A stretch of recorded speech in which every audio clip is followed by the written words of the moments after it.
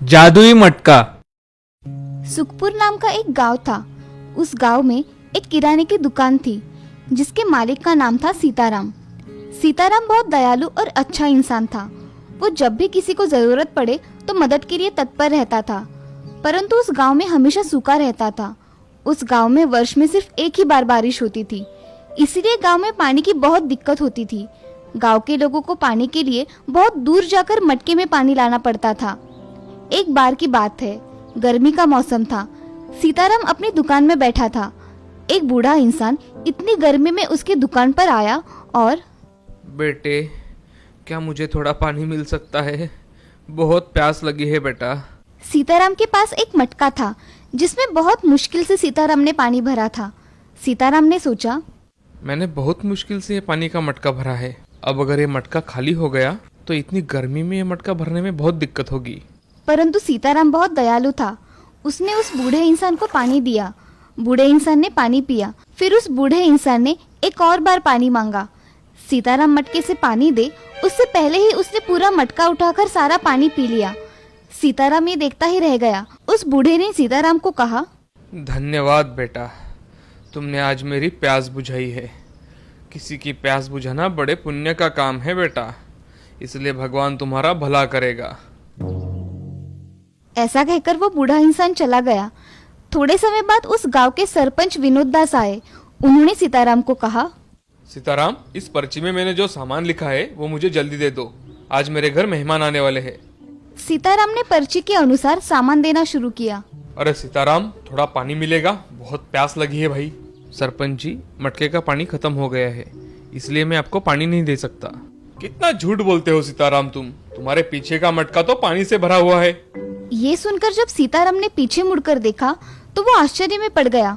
सीताराम ने सोचा, अभी कुछ देर पहले तो बूढ़े इंसान ने पूरा पानी खत्म किया था, तो अचानक ये क्या हो गया? उसने मजाक का बहाना कर विनोद दास को पानी दिया। पानी पीकर विनोद दास चले गए। विनोद दास के चले जाने के बाद सीताराम ने मटके को देखा तो वो मटका फिर से भर गया था। सीताराम को लगा कि ये जरूर भगवान का चमत्कार है। फिर उसने भी मटके से पानी पिया। मटका फिर से पानी से भर गया। सीताराम ये सब देख बहुत खुश हो गया। थोड़ी समय बाद सरपंच दौड़ते हुए उसके पास आया और उसके साथ उसकी बीमार एक लड़की भी आई थी जो कई हफ्तों से बीमार थी। सरपंच बोला, सीताराम, मेरी बेटी को अभी इस वक्त मटके का पानी दे दो। आश्चर्य से सीताराम बोला, ऐसा क्यों सरपंच जी? अरे सीताराम, मेरा पैर एक एक्सीडेंट में टूट गया था, जो सब दवाई लेने के बाद भी ठीक नहीं हो पा रहा था। परंतु तुम्हारे मटके का पानी मैंने जैसे ही पिया, मेरा पैर पहले की तरह हो गया। इसलिए मुझे तुम्हारे मटके का पानी दे दो भाई, जिससे मैं अपनी बेटी को ठीक कर सकूं। सीताराम ने ठीक ऐसा ही किया। मटके का पानी पीकर सरपंच की बेटी भी ठीक हो गई। ये देखकर सीताराम खुशी के मारे झूम उठा। पूरे गांव में ये बात फैल गई। सीताराम ने सोचा कि लगता है वो बूढ़ा इंसान भगवान का फरिश्ता होगा और उसी वजह से ये साधारण सा मटका जादुई मटका बन गया है। अब सीताराम की दुकान के बाहर लोगों की लाइन लगने लगी। सब अपनी अपनी बीमारियां ठीक करने के लिए सीताराम के पास आने लगे। सीताराम उनका इलाज मुफ्त में करने लगा क्योंकि उसे लोगों की सेवा करने में आनंद आता था। फिर भी लोग सीताराम को कुछ न कुछ देकर जाते थे। सीताराम कुछ ही दिनों में धनवान हो गया। एक दिन फिर से एक बूढ़ा इंसान सीताराम की दुकान पर आया और उसने सीताराम से पानी मांगा। सीताराम उसको पानी दे उससे पहले कई सैनिक उसके पास आए और सीताराम को कहा कि नहीं नहीं, जल्द से जल्द हमारे साथ चलो। रानी जी बहुत बीमार है, इसलिए उनको तुम्हारे मटके का पानी चाहिए। तभी सीताराम ने सैनिकों से कहा, जनाब, सिर्फ 2 मिनट रुक जाइए, मैं इस बूढ़े इंसान को पानी दे दूं। नहीं, तुम अभी हमारे साथ चलो। राजा रानी के ठीक हो जाने पर तुम्हें बहुत सारा धन देंगे। सीताराम लालच में आ गया और उस बूढ़े इंसान को पानी दिए बिना ही चला गया। जब वो मटका लेकर महल पहुंचा तो मटके में देखा तो पानी ही नहीं था। सीताराम बड़े आश्चर्य में पड़ गया। राजा ने उसे रानी को ठीक करने को कहा। तब उसने कहा कि महाराज, ये अचानक क्या हुआ? मटके में पानी ही नहीं है। राजा बहुत क्रोध में आ गए और धक्के मारकर सीताराम को राजमहल से निकाल दिया। राजमहल से निकलने के बाद सीताराम सोच में पड़ गया। लगता है वो बूढ़ा इंसान वही फरिश्ता होगा जो पहले मेरी दुकान पर आया था। मैंने आज उसको पानी दिए बिना ही धन के लालच में राजमहल चला गया। ये सब उसी का नतीजा है। सीताराम को बड़ी आत्मग्लानि हुई और उसने मटके की वजह से कमाया हुआ सारा धन मिलाकर एक पाइपलाइन बनाई जो गांव से दूर स्थित तालाब और गांव को जोड़ती थी। उस पाइप के जरिए गांव में अब पानी आने लगा, जिससे किसी को भी अब गांव से दूर तालाब में पानी भरने ना जाना पड़े और ना कोई भी व्यक्ति गांव में प्यासा रहे। देखा दोस्तों, हम जिंदगी में चाहे कितने भी सफल हो जाएं, हमें अपना वो स्वभाव नहीं छोड़ना चाहिए जिससे हम इतने सफल हुए हैं। बहुत समय पहले की बात है। एक बड़ा मेहनती किसान था। उस बार उसकी फसल भी बड़ी अच्छी हुई थी। आखिरकार मेरी मेहनत सफल हुई। उसने शहर की मंडी में काफी अच्छे मुनाफे से फसल बेची। 300 सोने की मुहरे। इस मोटी रकम के बारे में मैं किसी को नहीं बताऊंगा। घर आकर उसने धन जमीन में गाड़ दिया। बस अब इसे कोई नहीं चुरा सकता। कुछ दिन बाद 300 ही थी या ज्यादा? एक बार फिर से गिन के देखता हूँ। उसने दरवाजा बंद कर सौकल लगा दी। अब कौन आ टपका? मोहरे छिपा देनी चाहिए। उसने जल्दी से मोहरे थैली में भर दी। हे भगवान, कहाँ छिपाऊं इस थैली को? ये पतीला ठीक रहेगा।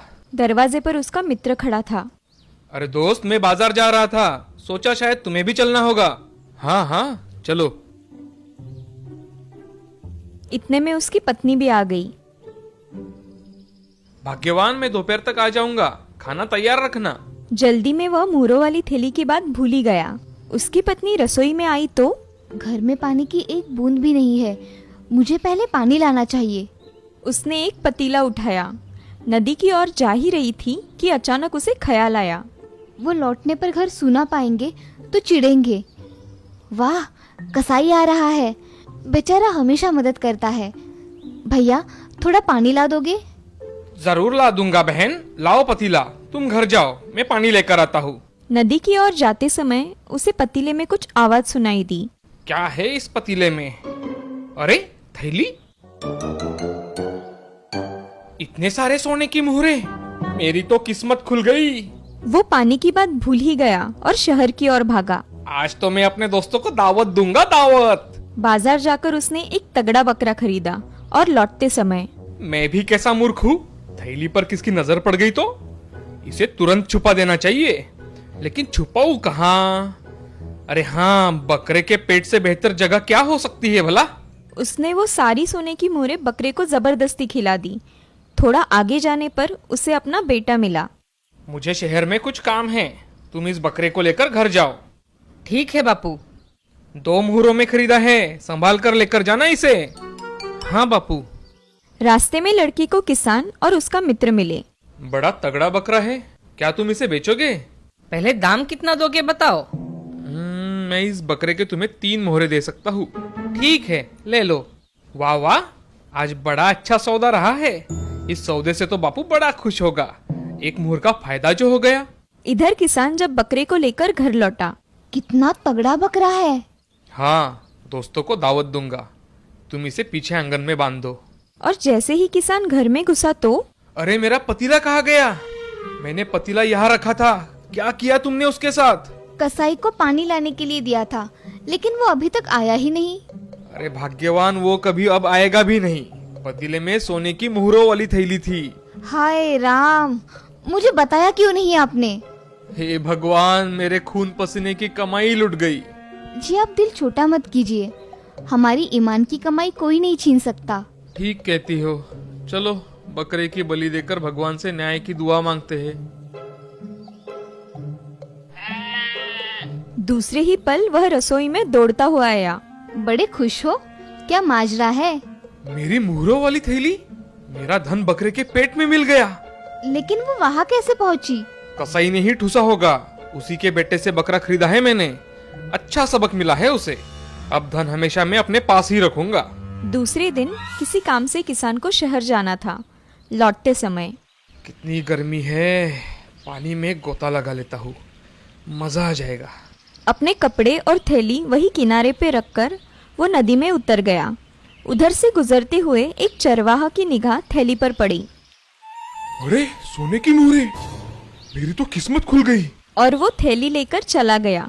रास्ते में लगता है कोई आ रहा है, जरूर मेरी थैली छीन लेगा। मुझे इसे कहीं छुपा देना चाहिए। उसने थैली कुएं में फेंक दी।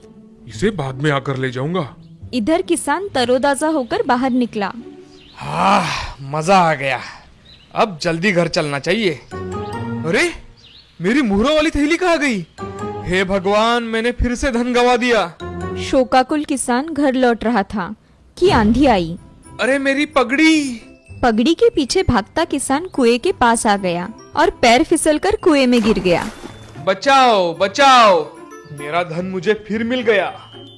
वो कुएं से बाहर आया और घर पहुंचा। दूसरे दिन किसान और चरवाहे की भेंट गांव के बाजार में हुई। बड़े दुखी हो भाई, क्या हुआ? मैंने सोने की सिक्कों की थैली एक कुएं में छुपाई थी, अब जाकर देखा तो गायब है।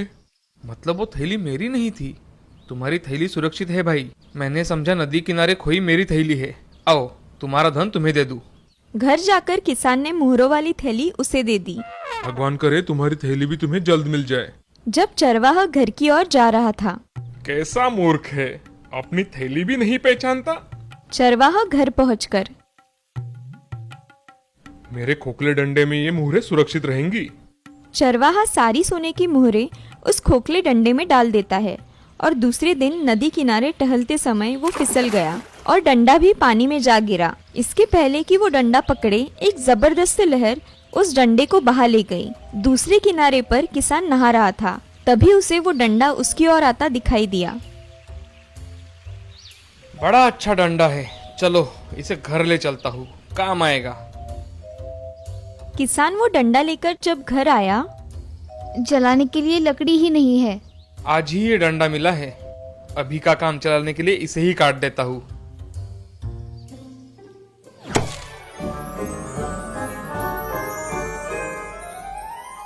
अरे मेरी मुहरें! मैंने 3 बार मेरी मुहरें खोई और तीनों बार मुझे मेरी मुहरें वापस मिल गई। ये सब भगवान की दया है। इस कहानी से हमें ये सीख मिलती है कि ईमानदारी की कमाई कभी कोई छीन नहीं सकता। भगवान तुम्हें वो हर हाल में वापस दे देता है।